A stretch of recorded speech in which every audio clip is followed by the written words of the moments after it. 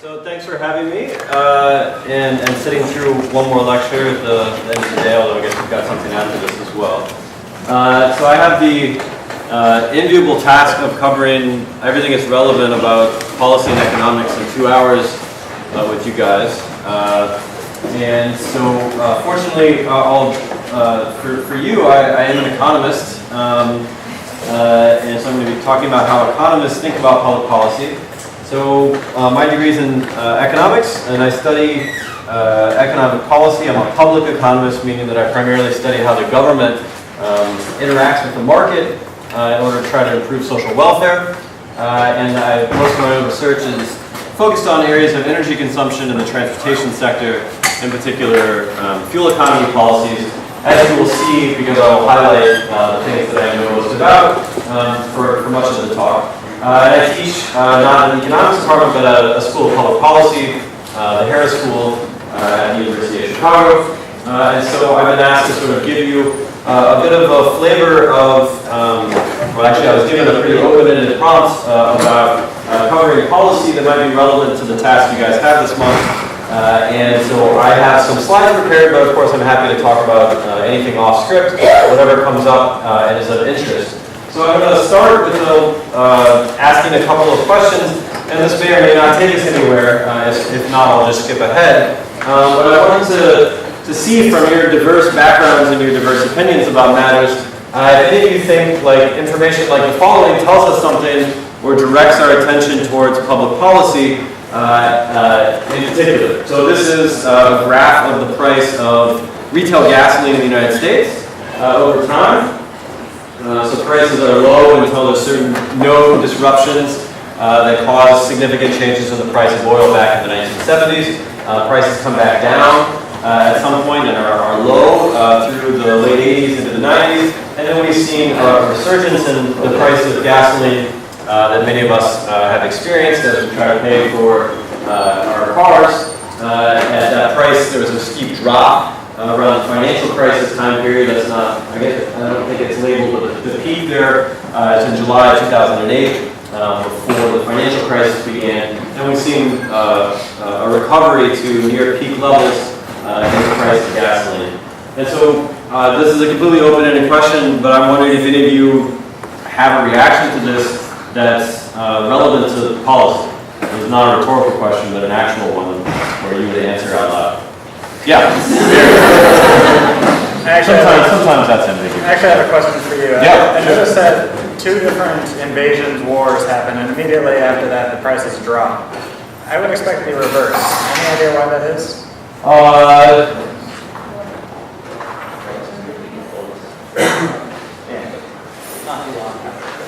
Well, I mean, so Iraq invades Kuwait, prices spike, and then they come back down once the U.S. invades Iraq. It's also the case that I don't know exactly the timing of Operation Desert Storm, for example, but around that one, I think it may have been the case that markets react immediately to expectations as well. So it may have been that there was a belief that the invasion of Kuwait implied even greater oil supply disruption that actually occurred. So you may have seen what the market is telling you right there is actually could be an over-response, in fact. But you see the oil price embargo in the 1970s, you see a spike following that. Prior to that are other disruption events in the Middle East. But the Iran-Iraq war supplies resumed sometime thereafter. But the point of these labels, which I did not create, I just took this off of an image search online to get something easy to put up there that shows the gas price. It's just we have a sense of why certain spikes and drops happen in the gasoline market. This is admittedly sort of a vague question. I just wondered if any of you think this tells us something. Do we think we need gasoline policy? Does this kind of data tell us anything about policy we might need around energy? Yeah, I can't see your name tag there in the middle. Oh, Oh, yeah. I wasn't pointing at you, but go for it. Oh, Please, Haran, go ahead. I just had another question. Are we to assume that the data is displayed already in the competitive policy? Well, no, this is not independent of policy, right? And this is the actual data. So actual policy is at work in here as well. Okay. Yeah, it's not independent of policy because this is the real world. This is the actual gasoline price that people were paying on average when they went to a retail gasoline station on each of these dates. And the Department of Energy collects this. They collect a survey of actual gasoline prices around the country every week and they average them. And that's where we get data like these, and they've been doing that for some decades. Yeah, Kurt. So my reaction to that is extreme volatility of the price, like between 2000 and 2012 specifically, it was from $1.50 to $4.50. Use some interesting words there, extreme volatility, like, I mean, well, and so you're just saying it's going up and down a lot, right? Sure. So So I mean, that factor of 3 from 150 to 450, and that's a pretty good factor in terms of some prices itself. I agree. Volatility is certainly higher than, there's been a lot of discussion about that. Yeah. I would say that this graph shows that there's a need for policy that increases energy security for that particular country. Looking at how the price is so dependent on these particular events, you need some policy that increases security and ensuring that we're sort of energy independent, or at least that the price doesn't react as much to these events. So renewable energy or... That's a common response to these things. It's not one that many economists share. I don't know if you guys can hear, but she basically said this sort of a graph, the volatility, maybe the curve pointed out, sort of suggests a need for policies that create more energy security. In the sense that we were concerned about the volatility. We don't want people to be subject to that volatility. And so I'll just react to a couple of points. One is to say, I think that conjecture is coming probably from something that many of us have in our minds, which is that there's a relationship between the price of oil and the price of energy and other things in the economy. Okay, so when the price of energy goes up, many of us have a belief that causes the economy to contract or causes a recession. And that's due to a very strong correlation between the price of oil and economic activity in the United States in prior decades, although it has not been true recently. Okay, so one thing to think about is the price of oil might be high because there's a contraction in the availability of oil, or it could be high because there's a lot of demand for oil. Okay, so there could be a lot of demand for oil in a time period when there's lots of economic growth. So in fact, you might get very much the opposite correlation. Sometimes high oil prices are in fact driven by the fact that the economy is doing very well. And so what we've seen is a reversal of the correlation between oil prices and economic performance globally in the last couple of decades, where we've seen large demand spikes from rapidly developing countries, most notably Asia, East Asia, and appearing to drive oil prices up at the same time that the global economy is growing robustly. Okay? Any other thoughts on what this graph says about policy? Yes, you in the middle in the white polo shirt. Yes. I'm sorry, Seth. Seth, yes. So, I mean, kind of like a really broad, kind of bird's eye view of like answering this question. You need to answer the first one. When would you need public policy broadly speaking? I think like kind of basic kind of economic thinking styles with like market failures. And just answering the question a little bit like directly, does this imply any public policy? I guess not. It might just be reflecting supply and demand, and if there's no market failure, then this is evidence of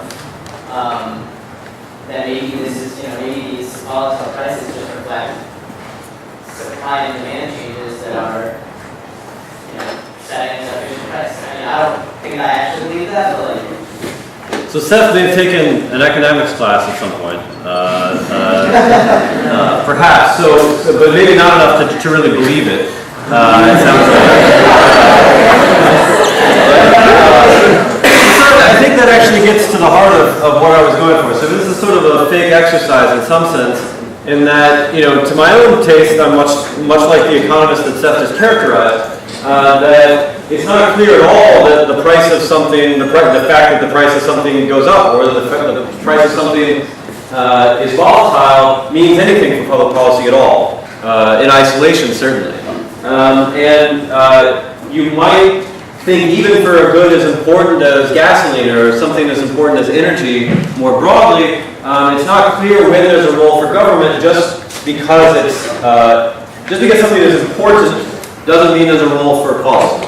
Okay, and so the price of oil is clearly an important thing, and when it goes up and when it goes down, it has impacts on our lives. That doesn't actually mean necessarily that there's something the government can do to improve the economy or social welfare. Yes, money in the back. How much does the release of oil reserves, U.S. oil reserves, factor into this? You can release U.S. oil reserves to depress prices on the order of a few months, but there's not enough oil in the Strategic Petroleum Reserve to influence prices much. The Strategic Petroleum Reserve is meant to be something about a genuine crisis, not just that there's high demand in China and therefore the price of oil is up. If prices are high because of some sustained future expectation that the economy in the world is doing very well and there's a lot of demand for oil compared to how much we can pull out of the ground, then releasing the Strategic Petroleum Reserve in the short run won't do any good. It really only makes sense to do it to combat a security concern or to lower prices for a very temporary time period. So yeah. In 2000 was it too much reserve released? So that caused the... Very little reserves are very infrequently released. There's a couple of times when they have released some money from the reserves. Are you referring to why is there this price drop? Yeah. Oh, this price drop is because the economy collapsed. Okay. So this is the financial crisis. So Lehman Brothers is about a week or two after this price spike right here. Suddenly everyone panicked about the economy, economic activity fell, demand for oil fell precipitously and unexpectedly, and the oil price fell by a large fraction to recover shortly thereafter. Okay? And you can see that also in futures markets as well. So I'm nursing a bit of a leg wound, so I'm going to hobble around and I have to sit down during this, so I apologize for being informal. But okay, so related graph here. This is the price of gold, which shows some of the same things. It has big run-ups and big decreases. It correlates to some degree with economic performance, but depending on what you had said, we thought we concluded from this graph. I was going to ask you if you would conclude the same thing about something else like gold, which is also perhaps important. It's certainly a salient benchmark. But it's not clear that the government should ever be taking policy action with regard to the price of gold. And then, I was just also to feed this question is just here's the graph of the Dow Jones Industrial Average, which of course is not an average. It's sort of an odd name, but it's a sum, in fact. But does this imply we need some public policy action? So let me ask you a different question, so something closer to home. This is a graph of CO2 emissions trends by different sectors of the economy globally. So the different colored bars are different areas of economic activity. So electricity generation is up there at the top, the red line. And this is a graph of the time series of CO2 emissions. And I might ask you to just think, we won't go through the verbal exercise right now out loud, but just does this tell us something about policy? So let me ask you a different question now, and a couple more of these, and I'll get to giving you some answers from my own point of view instead of just asking you questions. But here's a graph that I find sort of interesting. You may not be able to read the fine print, or I'm sure you can't read the fine print. But if I tell you what it is, you can get the gist of it, even without being able to read the fine print. Which is this is a graphic the Guardian newspaper put together, which I found to be rather clever. Which is this is the different regions of the world. And their proportion relative to their today's emissions of CO2 from each country. Okay, so they're kind of put roughly in a standard format of where countries are in the world, like you put in a flat map normally. So this is China over here and the United States over here. And then, but each country is, instead of their land mass being drawn, is proportional, so there's a bubble for them proportional to how much CO2 emissions they emit per year currently. And so you can see where emissions are coming from. So the United States is very large. China is quite a bit larger today. That's our best estimate, as that China is overtaking the United States as being the lead emitter. Of course, per capita, they emit far less than the United States does still, because they have about 4 times, almost 4 times, I guess, between 3 and 4 times the population, but they produce about 20% more CO2. And then other countries, India, Japan, the United States, Canada, Mexico, and then you can see how small Africa is compared to how it presents on a map or compared to a fraction of the global population. Here's Russia and Europe. So I want to ask this on a different question now, which is let's presume that for some reason we've decided, and I'll say later because we believe there's a market failure, that in fact there's an important role for economic policy in reductions in CO2 emissions. Okay, so I want to ask you a different question, which is, does the data on this graph tell you anything, or does it tell you much about who should reduce their emissions? Okay, so let's just suppose that we need policy to reduce our emissions. We agree that we need to lower emissions. But there's another question about who should do it. All right, so so someone tell me who should lower their emissions. Maybe the answer is everybody should lower it by some. But be more specific, who should have to do the most of it and why? And it doesn't have to be based on this graph, but just a couple of your thoughts on how we should figure out who's responsible for lowering greenhouse gas emissions, assuming that we've agreed that that's something we ought to do. Yeah, Charles. I think places with more population will inevitably have more carbon dioxide emissions, so they should have more responsibility. Okay, so that's, I think, an argument basically for thinking about these things on a per capita basis. All right, so if China has 4 times the U.S.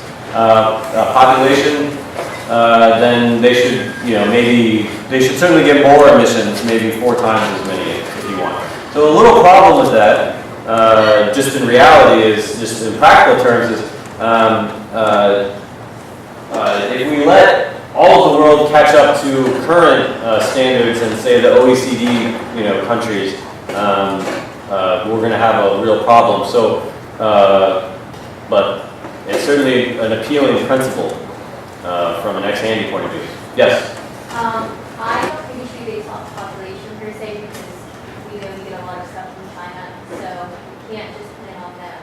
So maybe like something with importing, exporting, like whoever you get from, you have to.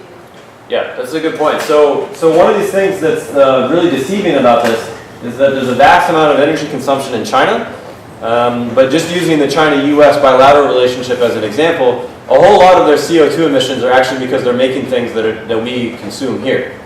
So in some sense, how we keep track of CO2 emissions, the way we normally keep track of it is we know where the fossil fuels are being burned, and it's very difficult, although it's difficult to do with precision, to figure out how much of that energy consumption is actually being sort of quote-unquote consumed somewhere else. So we want to really figure out how to attribute the molecules of carbon to the person who consumes the final good rather than the person who actually combusted the fossil fuel. Yeah? Another way of looking at it is that, well, in the United States we've got what we have, but our infrastructure, while it's aging, is kind of set in its way. It would be impractical to replace it. Whereas China, it's now become the biggest, it's rising rapidly. Most of that is coal plants going up. Mm-hmm. But they have the opportunity to, well, they have to build their infrastructure. They could build cleaner infrastructure on the get-go, as opposed to, well, now we've got to nuke this plant and build a nuke instead. Agreed. Yeah, Tim. I would say maybe our country's potential to substitute with renewables. Like the U.S. has a lot of space, to develop, whereas Japan or Belgium is chock full of people, but really no available area for more windmills. There's as many windmills as there can be in Denmark now, maybe. Yeah, exactly. That's a reasonable point of view. Yeah, in the back, so I can't see your name tag. Yeah, I did. Yeah. It's okay. So like, as he said, following up on that point, maybe like countries who have more economic power to be able to invest in that. So for instance, there was a recent quote by Bill Gates saying that only 4% of the entire government fund are used towards energy, whereas 30-something% is for like defense. Yeah, there's something to that too. So let me just offer a couple of, or I'll preview the answer that we'll get to, which is that the economist answer as to who should do the reduction in carbon dioxide is whoever can do it at the cheapest. All right, so many of your answers are actually getting to that, which is that there's a question about, you know, if you've already built the infrastructure, but somebody else is building a new plant, it's actually cheaper for the country that's building a new plant to do more mitigation, we call it, of greenhouse gas emissions by building a fresh plant rather than taking a coal-fired power plant that's already built that has 20 or 30 years left on usable electricity generation and scrapping it. So if there's somewhere that needs a new plant, it's going to be all else equal, which it may not be, but all else equal, economists would think that. It's also the case that there may be more substitution opportunities, or a lot of the abatement needs to happen in lower income countries because that's where a lot of the emissions are going to be in the next 30 years. Okay? It's also the case that it may be the case, this is more clearly true in Europe than it may not be so true in the US, although some of the statistics sort of make it look this way, that some countries have already done a fair amount of trying to improve energy efficiency. They've installed standards, we have more expensive appliances, we have high standards for our automobiles in some countries. It may be harder for them to do further emissions reductions. They may have already done emissions reductions or it had improvements even if they weren't motivated by this, but were trying to save energy because of cost or because of local air pollution or other things before they were even worried about climate change. And so it may mean that much of the low-cost mitigation is actually in countries that can least afford it.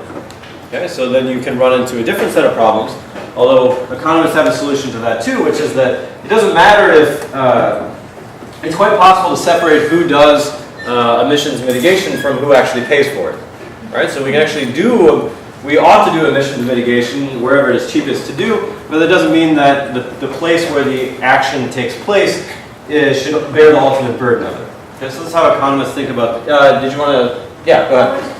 I think also from an economist's perspective, what implementing public policy is if, in order to foresee something cheaper, you'd have to show that there's a cost to producing X amount of carbon in the future. So if you show that developing countries are being taxed on their existing infrastructure, you would, as a country who's developing, you would not want to create an infrastructure that you know in the future will be costly to your company. So I see that also. Yeah, I'll say maybe in response. So there's actually some very strange things can happen when you try to give people, when forward-looking people are given those types of incentives. So there's actually something called a green paradox, where if we know we're going to have a more aggressive policy in the future, it actually accelerates what we do, like the pollution we do now. Which is sort of intuitive, right? If you know if suddenly it's going to be an aggressive carbon tax tomorrow, what you would do now is burn all of your carbon as fast as you could to make good use of it, but that creates some complications down the line. So I think it depends, you know, the sort of thing you were alluding to, that certainly has some merit, but the details probably matter. So let me, these are some extra graphs. Let me just say what they are quickly, because there are a couple, I forgot they were there. There are a couple of my favorite graphs of all time. They are from not the most recent report by the Intergovernmental Panel on Climate Change, but from the prior one, from back in 2007.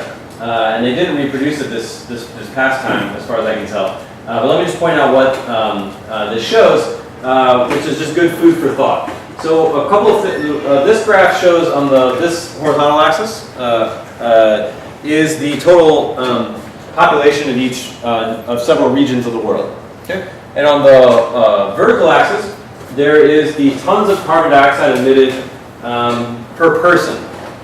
Okay, so the height of the box is how much you emit per person. The width of the box is how many people you have. Therefore, the area is total emissions. Perfect, right? Okay, so the area of each of these regions is total emissions, and the height of the bars is showing you how much is per person. Right? So some of the labels are a little unclear, so I'll point out what they are. This is the U.S. grouped with Canada. So we have the highest per capita emissions. Okay? And this is back from 2007, as I said. So these data are a little old now. Here's East Asia, right? So quite a few more people, so it's much wider. It's also much more shallow. But if you're thinking about what the future is going to look like, and where we're going to have a lot of emissions, this box is almost as big as this box. And now, today we know from the prior graph, this box is actually bigger, although there is the important complication of some of what's coming from this box is actually being consumed in other parts of the world because they export many energy-intensive goods. Okay? And then you see a country or a region like South Asia or Africa, where there's very little per capita emissions, but there's still in somewhere like South Asia, there's still a substantial amount of total emissions. This graph is actually made to point out something about the Kyoto Protocol, which is now a sort of non-existent, it's expired policy, but that Kyoto Protocol only applied to a group of countries that were called Annex 1 countries, and it was only 20% of the world's population, it was only these guys. Okay, and so the point of this graph, one point of this graph is just to say, it doesn't matter that it's right to target these people. Their per capita emissions are very high. Their historical emissions are very high. They're responsible for the much of the carbon dioxide that's in the atmosphere today. But going forward, we can't ignore the rest of the picture. It's just you can't solve the climate problem by only fixating on the wealthiest countries because too large a fraction of the future emissions and the current emissions are coming from elsewhere. So I want to pause and show you this graph because I want to show you the same information presented differently that might give you to a different conclusion, which we've already actually come up with in the group. This is a similar graph, but not the same one. Okay. Instead, this graph is showing cumulative GDP of each region. So how big is the economy of each region of the world? And then on the y-axis is the total emissions per unit of GDP. Okay, so it's like, given how big your economy is, how much value you produce, how much are you emitting? Okay, so suddenly the order of things has changed. Now the area of each box is the same as it was before in percentage terms. It's still total emissions. Okay, because it's now, how it's emissions per dollar multiplied by the size of your economy in dollars. So suddenly the United States is wide and short. Okay, Europe is actually wider and shorter, or it may not be wider, but it's shorter. Places like Africa suddenly look very different. Why is that? Well, Africa per value of unit produced produces a lot of CO2 emissions, and this is because a lot of the value added from the largest African economies is actually based on extraction economies still, pulling minerals or oil or other resources out of the ground, which takes a lot of energy per unit of output. Whereas we have lots of wonderful people on Wall Street creating value, apparently, but emitting relatively little. So you see, okay, so it paints a very different picture, and it suggests that actually it may be hard for some of these wealthy countries who've already undergone a dramatic economic transition and their economy is no longer based on fundamental things that consume a lot of energy. We don't even do that much manufacturing in the United States anymore. How are we going to cut our emissions? Right? I mean, no matter what you think of the Wall Street bankers, it's hard for them to have a dramatic cut in the carbon footprint of their work, at least. At home they could, I guess. Okay, so it just suggests that some of what I'm going to emphasize later as being the low-hanging fruit may be in parts of the world where we don't actually want to assign the burden of policy because it's not fair, but that's what efficiency dictates. Okay? Yeah? But as you said, you have to adjust that somehow to the industry that is used in certain countries. For example, US and Europe would probably be comparable in terms of goods they produce and therefore the rate of emission, how much they produce, and still US has like 1/3 more, half a bit more.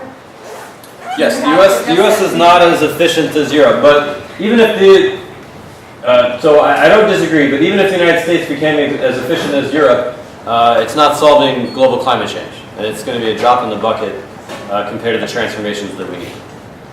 Although we actually are improving. Since 2007, certain things have gotten better, actually. But I agree with the gist of your comment, certainly. Yeah? What does the box between US and Canada and Europe represent, the green one? what's in between? Yeah. Yeah, so just if you're curious looking at these graphs, JANZ is Japan, Australia, and New Zealand, which are grouped together because they happen to be in the Pacific Ocean and they don't fit elsewhere. But we're included under the Kyoto Protocol, right? So they're basically OECD countries that are relatively wealthy but don't fit into one of the other categories. And so this is really divided up in a way that reflects the divisions that are relevant in the Kyoto Protocol, which again is long gone by now for us in some sense. Okay, so what do I want to do with the remaining time? So I've sort of meandered through a wide-ranging discussion based on the comments you guys have made. So what I wanted to do today with the little time I have with you is just explain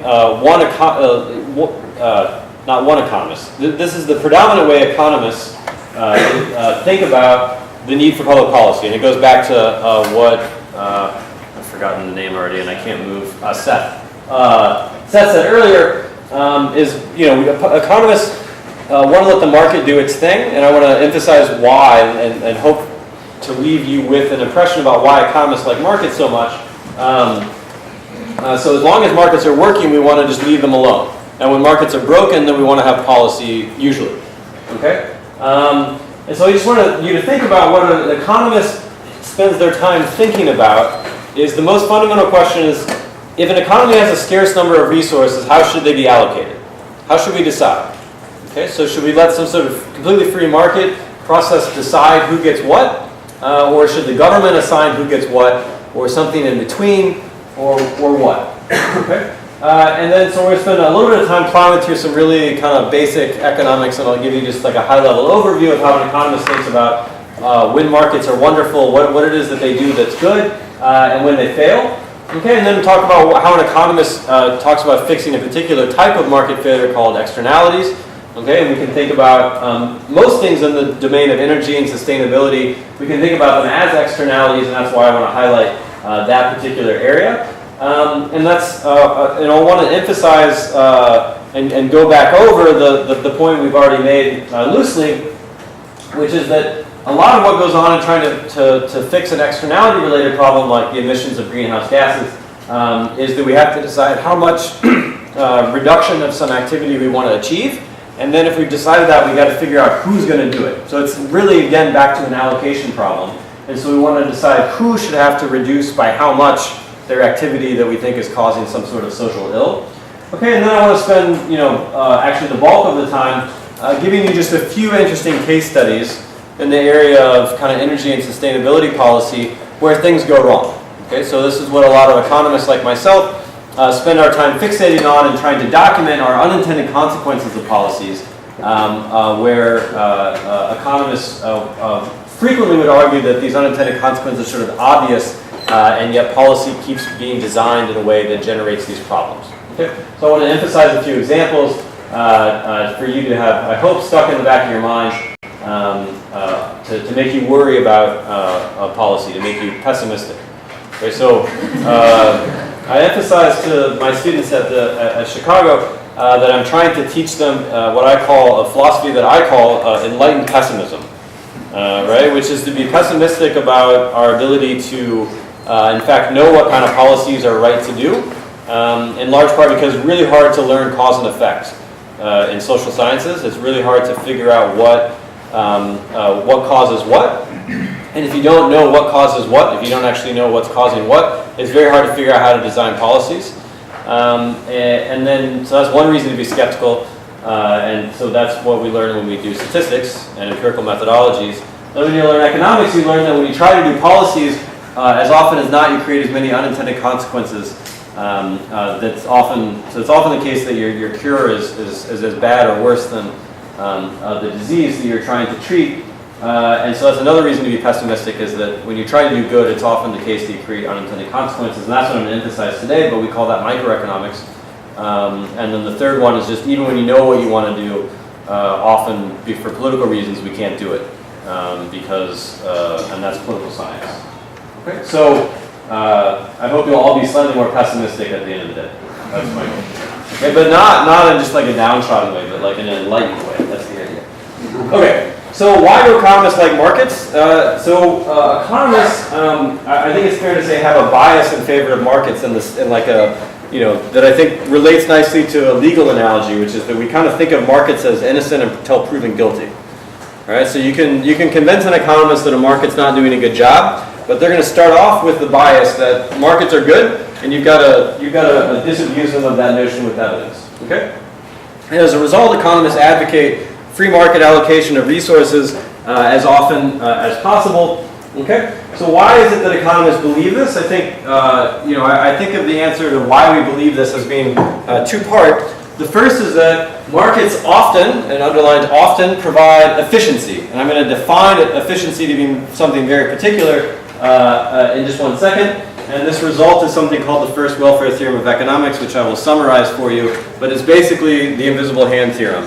And we've since Adam Smith, we've formalized it. But that's the gist of it. Okay? And, so it's two parts. It's one is that markets provide a certain kind of efficiency. I'm going to define in a second. And it's very hard for governments or anyone else to provide that same type of efficiency through any other means other than markets. And the reason is simply that to do so requires a lot of information that you usually don't have available. Okay. So I'll spend a couple minutes on some sort of, banal definitions, and then we'll jump into spend the second half of this little session together going over some of the examples that I want to emphasize, and then we can have a discussion on whatever you think is most interesting. Economists have a very particular definition of efficiency called Pareto efficiency, named after an Italian economist who has one of the great names of intellectual history, Vilfredo Pareto. Pareto efficiency means something very particular. It means that if an allocation of resources is Pareto efficient, means the only way to make one person happier is to make somebody less happy. Okay? So the only way I can make Tim happier in our economy here, if we have a Pareto efficient allocation of resources, is to make somebody else unhappy. Okay? So we have a term, Pareto dominates, that says if allocation A can be changed into allocation B in a way that everyone is happier, and allocation, if everyone prefers allocation A as compared to B, and some people can be completely indifferent. Some people can be like, that's the same. But if everyone prefers one outcome in the economy to another one, then we say Pareto dominates. Okay? And if no allocation Pareto dominates one particular allocation, then we say it's Pareto efficient. Okay, so again, the only way, if we have some things in our economy here and I've distributed them throughout this room, I like to use fruit as an example. We'll have fruit in a minute in the slides, not in reality. Say I've got bananas and apples and oranges, and I've got a crate of them, and I hand them out to people. If there's no way for you guys to trade the apples and oranges and bananas between each other to be happier, then we've got an efficient allocation of resources, Pareto efficient, unless somebody has to be made worse off. Okay? So there's a different thing called cost efficiency that I'm going to talk about, or allocated efficiency that I'm going to talk about in a minute. But Pareto efficiency means this really particular thing. Economists love the concept of Pareto efficiency because it's very hard to argue against. Okay, why would you not want Pareto efficiency? Pareto efficiency implies everyone is happier. Okay, so if I've got an outcome over here, and people have some stuff, and I can move you to a different allocation, I can shuffle the fruit around so that everyone is at least as happy as they were before, and somebody's happier, then why would you ever not do that? Right?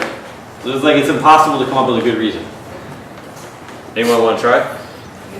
Actually, there are some. So if you guys are taking economics, okay. Yeah, Candace. You said one would be less happy. Oh, I'm sorry. Okay, so this is not, there's not, no. Well, I may have said that, but it was because I was probably rambling, right? So, okay, imagine, well here, we'll move on to this little example, and then we'll have some fruit and some people on our board here. So, okay, so we'll have an economy with one good and two people. Okay, so we're gonna have Neymar and Messi are two people, and we're gonna have one thing, one good and they just have apples. Okay, so this is as simple as we can get, and to the point of being sort of trivially stupid in some sense. But I think even so, I think I can make the point about Pareto efficiency. Okay, so we'll have just a couple of examples. Okay, so let's just assume that they like apples and that they like more apples rather than less apples. Okay, so this is the assumption we are usually pretty comfortable making in economics. Okay, so we had two choices. There's allocation A in the economy is that Neymar and Messi each get 11 apples. Okay, and in allocation B they each get 9 apples. This is not a trick question. Which one is better? A. Okay, so this is I promised that it would be trivial and stupid, right? So okay, so A is clearly better than B. All right, now what about C versus D? There's like an I exam, right? Okay, so A versus B, you guys said A. C versus D, 11, 11 versus 18, 10.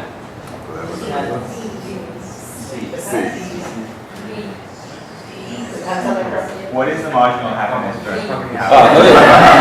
Okay, so there were all sorts of answers. I thought I heard somebody say E, which confuses me. No.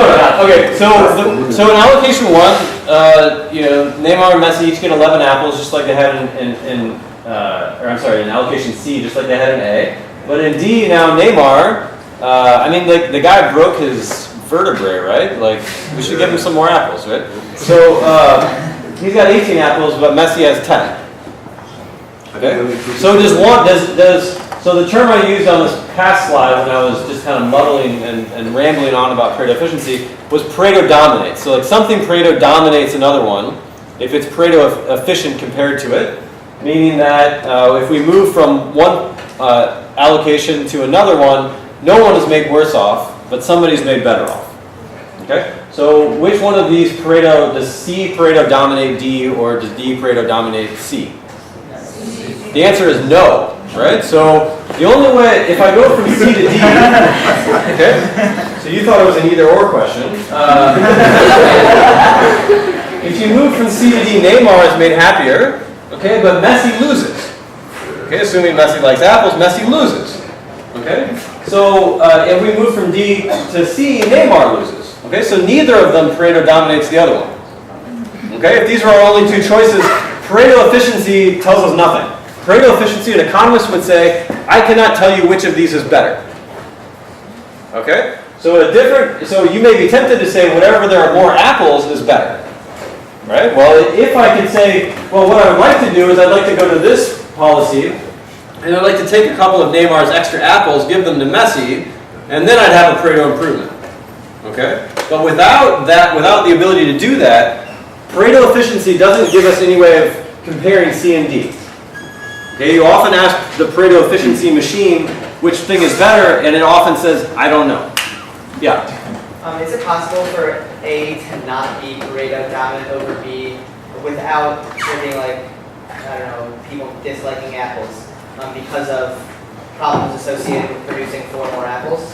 Yeah, so if there's externalities related to the production of apples or something like that in the background, yes. Let's imagine we've just got yes, I'm abstracting it from that. You could add something to the problem that would change the answers, but. Or if after 9 apples you don't get any happier. If the case B changes in such a way that Neymar has 17 apples, and Messi had 11, that's right. Would that be a yes.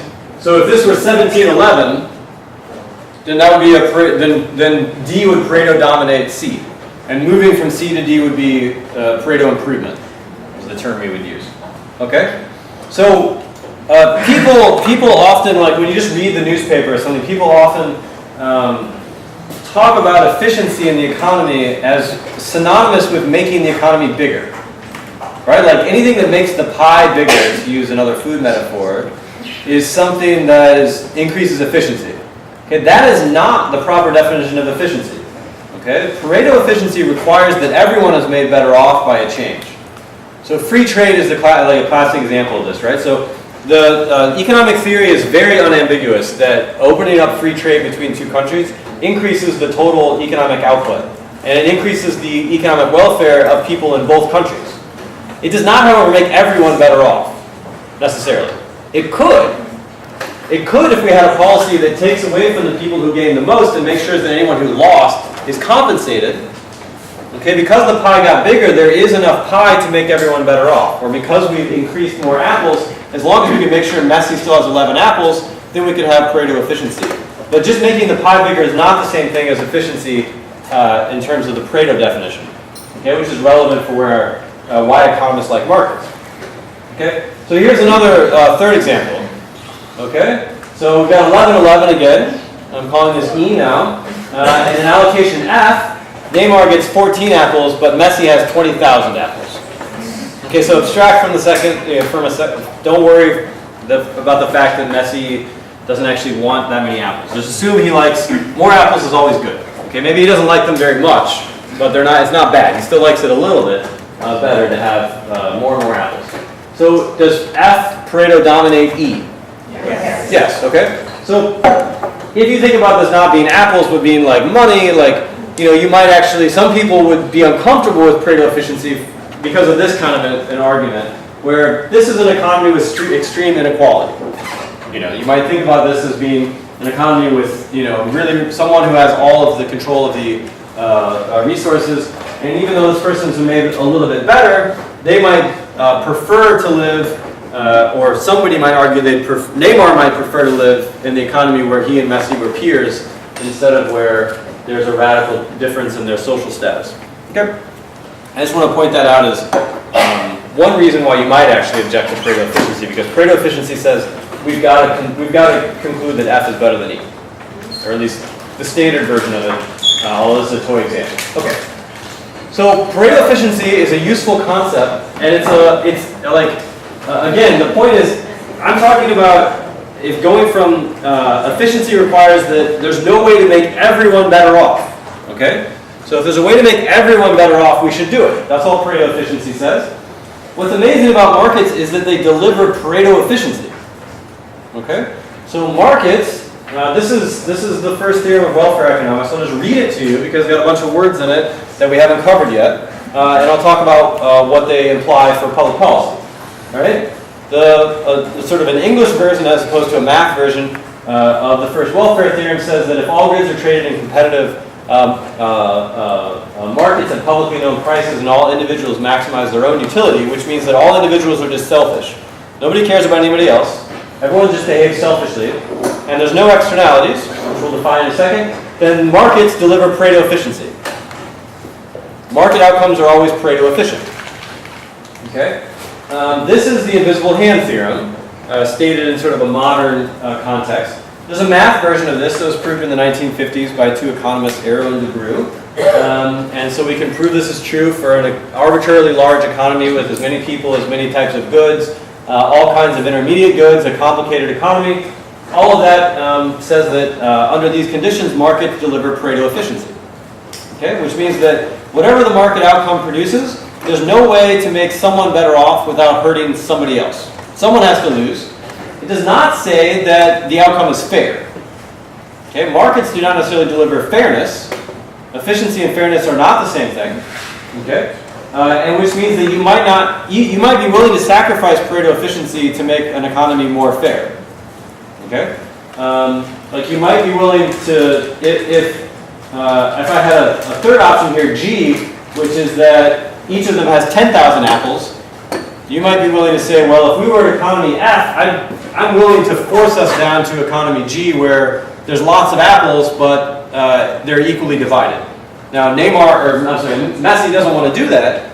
That's not Pareto efficient compared to the allocations that are written up there. But you might be saying that's obviously the best thing for the economy. Okay, but that's using a criteria beyond Pareto efficiency. Okay? So economists like free markets because under certain conditions, and those conditions are all buried in these caveats here, and I'll talk through all the reasons this fails in 1 second. You get market efficiency. Markets deliver Pareto efficiency, which is why economists like them. Yeah? In the definition it says, and there are no externalities. Are there markets that exist that don't have externalities? I would say to an appropriate approximation, yes. So the market for apples, I mean, like, so I would think lots and lots of commodities, you might be able to cook up a way in which there are some market failures with them, but I think these conditions actually describe a large number of markets pretty well. So we can argue about that if you want, okay? So let me just emphasize two things about efficiency that are going on before I talk about market failure. One is that you can decompose market efficiency into kind of two different things. One thing is telling you if you have the right price, think about consumers just being you and I, someone's going to produce apples in the economy, and then all of us are going to decide how many apples each of us gets. Okay? So if we have the right price of apples, then we're all going to buy apples in this room. If we have the right price of apples, then whoever's farming them is going to make the right number, because we're willing to pay them the right amount. What is the right amount? I haven't said that yet, right? Okay? But if we have the quote-unquote right price, then farmers will make the right number of apples. Okay? And then if all of us are paying the same price for the apples, then any of us who are willing to pay more than that price for the apples, so if some guy brings his apple cart into the room and then we each buy as many apples as we want, well, if all of us are facing the same price, then whoever among us likes apples the most is the ones who will buy them. Right? Because if you like apples more than the price, you'll pay for it. If you like it less than the price, you won't. And in that sense, is allocative efficiency, meaning that given the number of apples that the economy chose to produce, we're going to allocate them correctly among us based on our willingness to pay for them. Okay?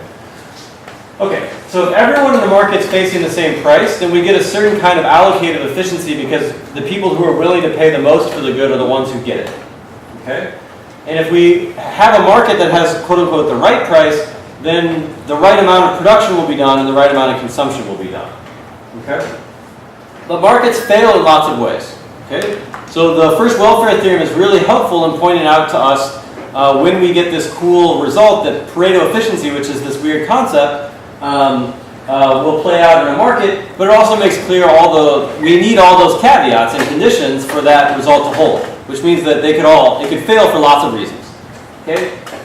So one is a failure of competition. So when Adam Smith actually wrote The Wealth of Nations, and his contemporary classical economists were thinking about the efficiency of the economy, the thing that they were concerned about most that caused failure of the market was competition failure, was that someone would conspire to try to control the market for a good. So like a typical example in their writings was the East India Company, which had a monopoly on the sale and importation of all kinds of goods from East Asia and South Asia into England, and so they charged very high prices for tea and other things that the English people cared about. When someone's charging a higher price than the actual cost of making it, then we've got the wrong price. There's not enough of the good in the economy. So we usually typically policy to combat competition failure. We have things like antitrust law, where we try to find out if someone is manipulating the price of a good, then we try to impose legal restrictions on their behavior. So another reason that we have market failures is if we have public goods. Public goods are like things like national defense. So, and the problem with public goods is that if we have a public good, meaning that when I consume it, you get to consume it as well. So it's something we call non-rivalry in use. Then what will happen is if we try to go and have a market for this good, I will be tempted to free ride. So if we say we all want to live in a safe United States, because national defense is always like the canonical example of this, and we say who's willing to pay for it, and I would say, actually, I don't want any defense. I actually really like risk. I would like to be unsafe, please. Even if that's not true, and I'll let you guys pay for it, because I'm going to enjoy the national defense anyway. Once you guys have paid for it, you can't stop me from being safe. And so we have this problem with public goods. So markets screw up. They don't provide enough public goods. Left to their own devices, markets don't allocate resources correctly around public goods. Another example is externalities, which we'll talk about on the next slide, so let's skip over it. We also have incomplete markets. There's some markets where there's some goods where there's just actually not a market for something. If there's not a market for it, then the market's not going to provide efficient allocations. It's sort of intuitive. Okay, things like educational loans or selling short on certain kinds of stocks are some examples of that. There's also problems with incomplete information. So if you and I are transacting for a good, and I know more about the quality of the good, or I know things you don't know, this asymmetry of information or the incompleteness of information can cause markets to break down and become inefficient in ways that are kind of interesting. And then I put last on this something called internalities, which are when consumers or individuals make mistakes systematically. Okay, so basically I summarize this as when people are stupid. All right, so like the invisible hand theorem is based on the idea that everyone's self-interested and everyone's going to work hard to make themselves, to do, if they've got a budget, they're going to buy the things that make them happiest given their budget. But if people screw up and just optimizing their own budget, then markets actually aren't efficient because people are acting stupidly when left to their own devices. And so that these kinds of things can justify an interesting suite of public policies, including very paternalistic things sometimes, although it gets dicey. Yeah, John. Where would poor governance or corruption fit in to that list? Poor governance of corporations or poor governance of the government? Because governance of the government, well, we don't have a government yet in my slide, right? Like right now we just got a market which may or may not be working. So if we had bad corporate governance, then I guess usually we're going to, poor corporate governance, in my view, typically ends up falling under a version of incomplete information called moral hazard, which is that people who are governing corporations don't have the right incentives because some of their actions are hidden from shareholders, as an example. Okay, so these are just lots of reasons why markets fail. So I'm an economist, so I like markets, I'm predisposed to them, but I'm a public economist, which means I spend all of my time studying markets that don't work and how public policies are aimed at fixing them. Okay, so let me just say, unpack the definition of externalities a little bit more, because that's the one I want to emphasize, and then we'll take a quick break before we dive into very briefly through solutions to externalities, and then on to just run through a few examples that are fun. Okay? So externalities, the definition of an externality is when I consume a good directly, my consumption of that good actually affects your welfare. Okay, so a trivial example I like to give while teaching is that if I had eaten lots of onions and garlic for lunch, then the people right here might be experiencing a negative externality from my consumption and that I would have particularly foul breath. Okay? Like a real examples, right, are like carbon dioxide, right? So I drove my car down here to the sustainability lecture rather than taking public transit. You're welcome. And so I burned some gasoline on the way down here, and that will cause an iota more of climate change than we would have had otherwise. I also released some dirty local air pollution into the air right here, contributing to the sort of mediocre but not terrible air quality we enjoy here in Chicago, and things like that. Right, so that's an example of an externality. And the problem in terms of market efficiency of these types of goods is that I don't actually have to pay for the damage that I'm doing to you. Okay, and so in some sense it's a missing market. What's not priced is the impact of carbon dioxide on the world is not being priced. Okay, the impact of the local air pollution is not being priced. If I breathe garlic breath on your face when you're trying to learn something, that's not being priced. I don't have to pay for that. You don't have to pay for that. Nobody's paying for it. Therefore, there's a missing market problem. Okay? Yeah? Is the higher fuel cost in Europe due in part because they compensate for the externalities and a lot of the gas tax goes towards environmental mediation? So I think historically high gasoline taxes in Europe are due more to choices about how they're wanted to raise revenue for their governments than it is to a forward-looking environmental mindset. They now claim the credit for, the impact of that is that they have much more fuel-efficient cars, or that's one likely contributor to why the car fleet looks so different. There are probably other ones that are important as well. I don't think it's actually motivated by that historically, but it does have that effect. So, yeah. Is this essentially like the tragedy of the commons? Yes. Yeah, we usually talk about that as a public good, but the two things are isomorphic in many cases, but not all. Okay. So it is quite similar. Okay.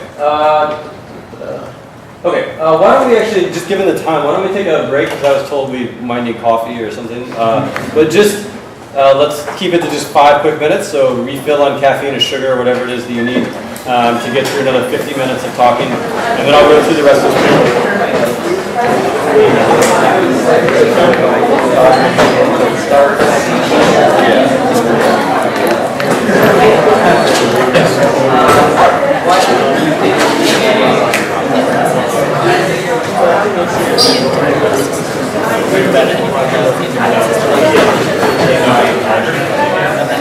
So carbon tax.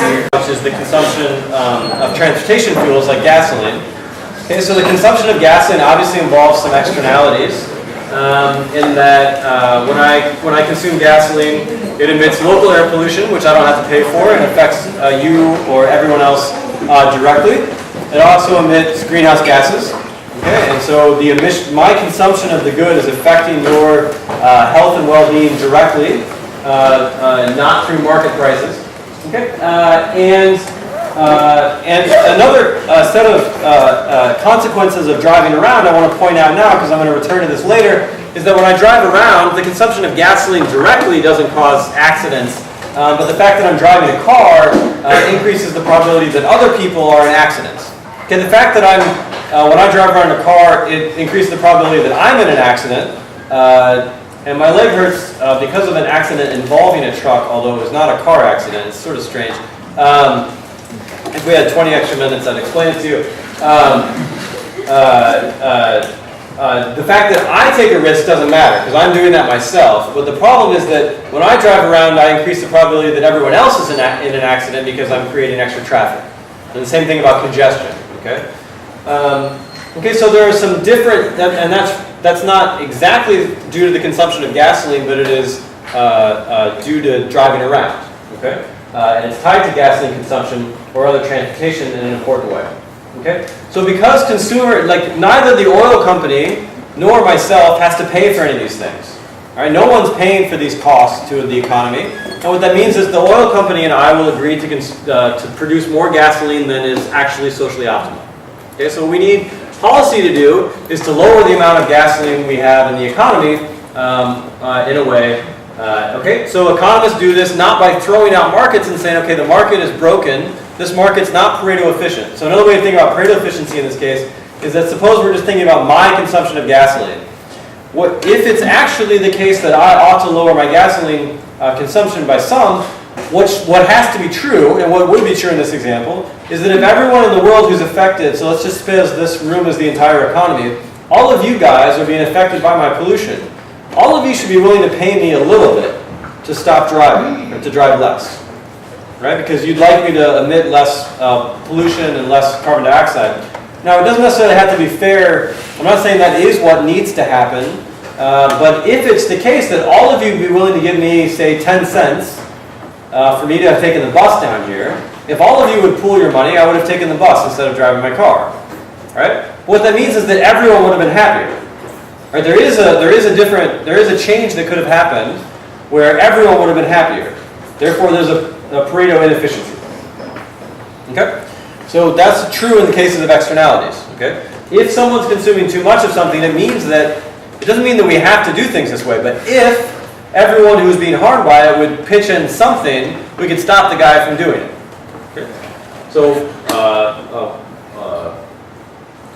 a longtime economist at the University of Chicago, Ronald Coase, actually suggested, using that reasoning, that markets can fix these problems themselves, because what should happen is everyone involved should just get together, talk about it, and find an arrangement that would solve the inefficiency. So it's actually a provocative and interesting thing. I'm not going to get into it right now. But we tend to think that breaks down when there's lots of parties involved, because it's hard to actually sit down and negotiate.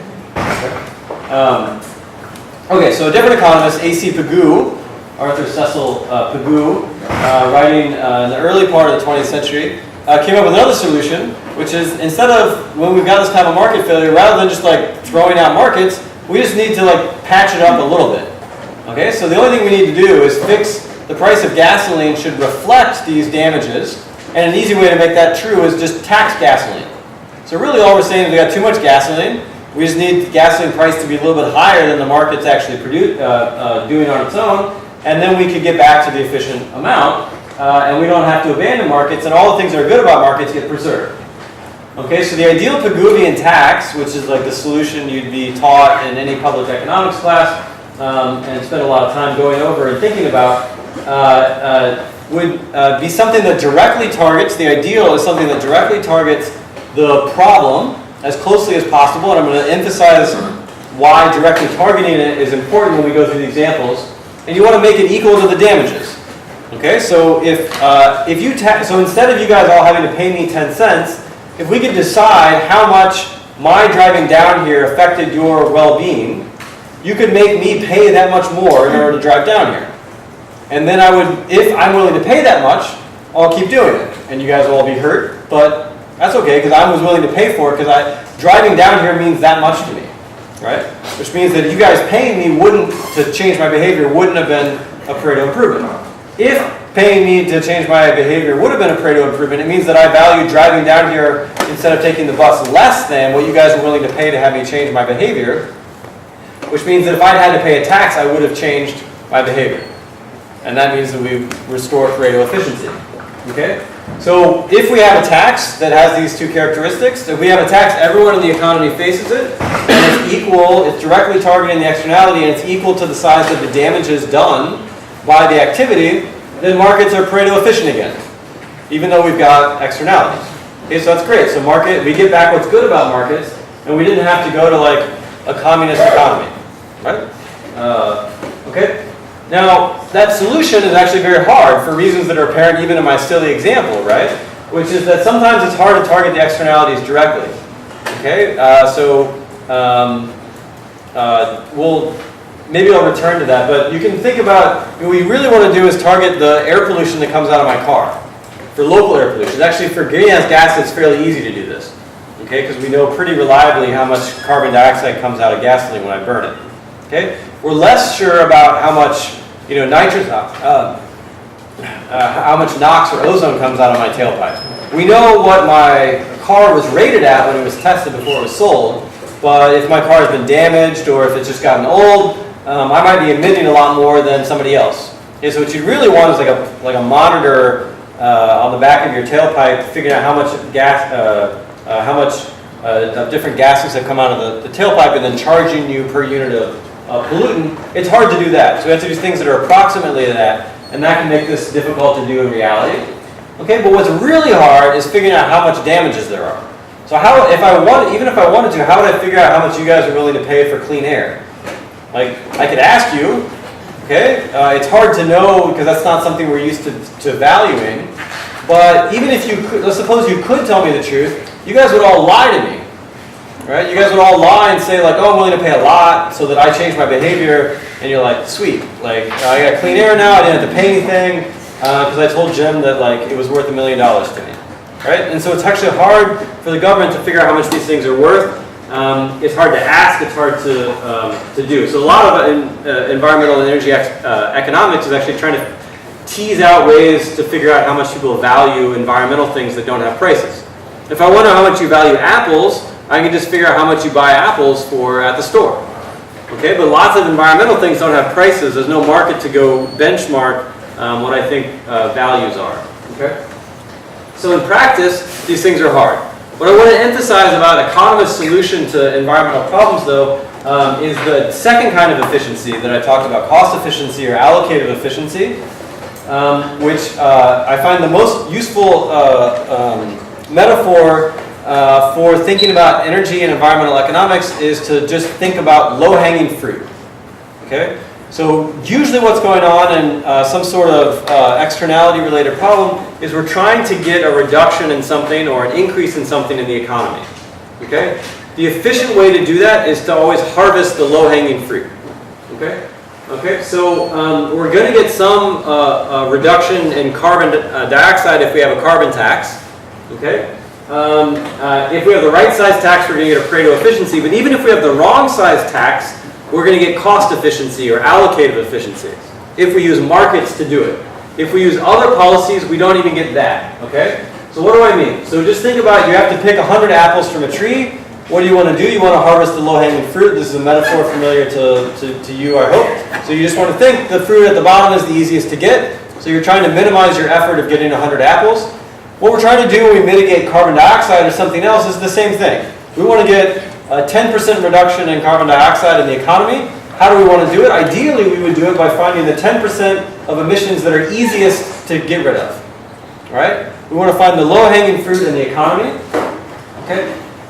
The reason a tax would do that, or a Pigouvian tax would achieve that automatically, if you can implement it relatively well, which you can do for a carbon tax, is that if everyone's facing the same tax, then whoever is able to reduce their emissions for less than the price of the tax will do that.